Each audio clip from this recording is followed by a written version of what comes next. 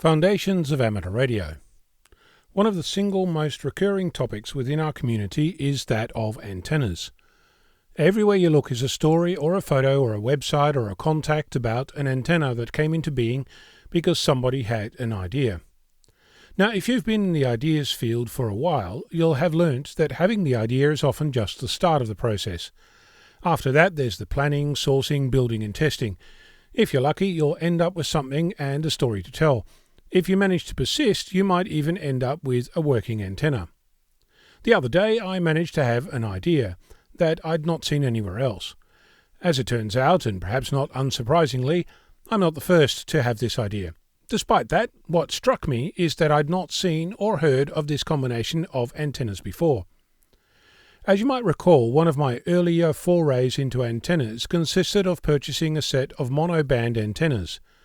I intended to use these on my car while operating mobile, but despite countless unsuccessful attempts at making them work, the project ended up being abandoned and written up as a learning experience. That said, each of these antennas works just fine on a roof, just not on the roof of my car. Recently, I'd been reading about how much separation is needed between antennas that are resonant on different HF bands, and my research unearthed the idea that while they might affect each other to some degree, the overall effect appears to be not that large. Combining that with an antenna called a fan dipole, I wondered if I could do the same with some vertical antennas. As it turns out, yes you can. It's sometimes referred to as a fan vertical.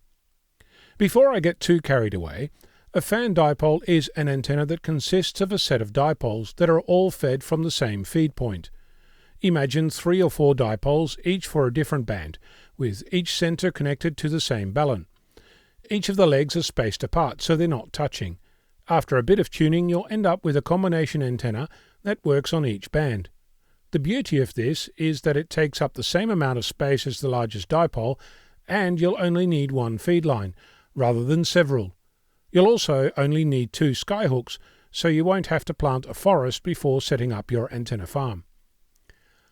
For all those reasons, I wondered if I could make a single feed point for all my vertical antennas and get the same benefits. At one point, I got so excited that I started modelling this in CocoNet, an antenna modelling tool based on NEC2, but my learning curve exceeded my skill set, so I had to postpone that in order to actually do some income generation instead.